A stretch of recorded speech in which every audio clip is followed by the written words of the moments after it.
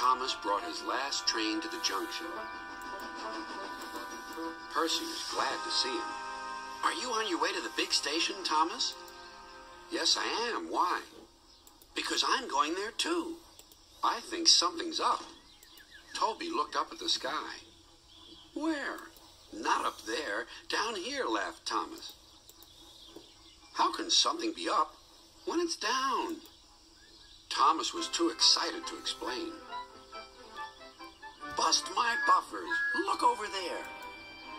Mavis, Boco, Bill, Ben, Donald, Oliver, and Douglas paraded past. "Good evening, you three," whistled Donald. "Aren't we all a fine sight?" "Very splendid indeed," admired Toby. "Sorry we can't stop. Sir Topham Hatt wants us all together at the station." "What is this about?" asked Thomas. "Sir Topham Hatt has a plan," answered his driver. "Come on." So they followed the other engines to the big station at the end of the line.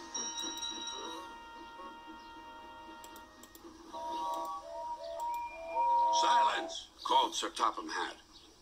"I have an important letter to read from a little girl who is 5 years old." "Dear Thomas and all the engines, please can I meet you? My friends say they would like to meet you too. You could come to my house for tea, but my mommy says there aren't any railway tracks to my house. Can you come to the station instead? Thank you very much." "It seems," continued Sir Topham Hatt, "that there are many girls and boys who would like to meet you. Therefore, we are all going to the big city far away to meet you. Therefore, we are all going to the big city far away." "Hooray! Hooray!" the engines whistled. "Silence! Other engines will be working here while you are away, so please show them what to do." As Annie and Clarabel... "Other engines will be working here while you are away, so please show them what to do." As Annie and Clarabel were going to the big city too, Thomas and Oliver practiced with some other coaches.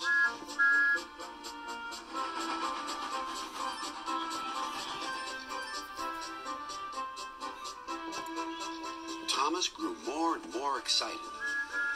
Too excited for his own good. "I'm glad I'm a splendid engine," he puffed. "Sir Topham Hatt thinks I'm really useful. I had a race with Bertie once. I whooshed through the tunnel and stopped an inch from the buffers." Then Thomas made his mistake. "Just like this," he boasted.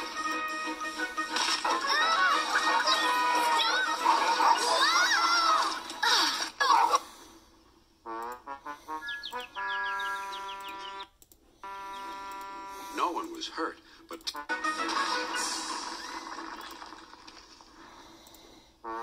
like this, he boasted.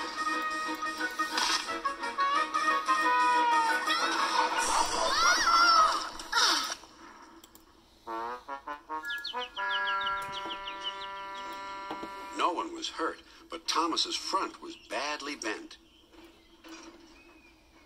They telephoned to Sir Topham Hatt. "I'll send up the workmen," he said. "But if they can't mend Thomas in time, we'll have to go to the big city without him." Poor Thomas. 8 o'clock next morning, the engines waited at the junction. Toby and Percy were each on a truck, and Duck had pushed them into place behind Edward. Gordon, James, and Henry were waiting to lead off. They whistled impatiently. Sir Topham Hatt looked at his watch. "I'll wait 1 more minute for Thomas, then we have to go."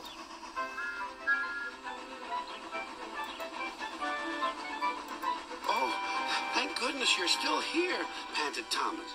"I hope we're not late, as it's just after 8. The conductor blew his whistle and waved his flag. The engines cheered. "Look out, big city, here we come!" And the cavalcade puffed away.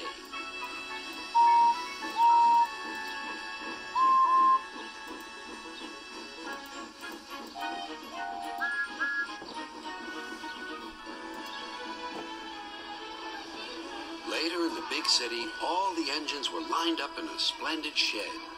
The children were delighted to meet their friends. "I'm glad the little girl wrote to us," whispered Thomas to Percy. Isn't it wonderful what happiness a letter can bring?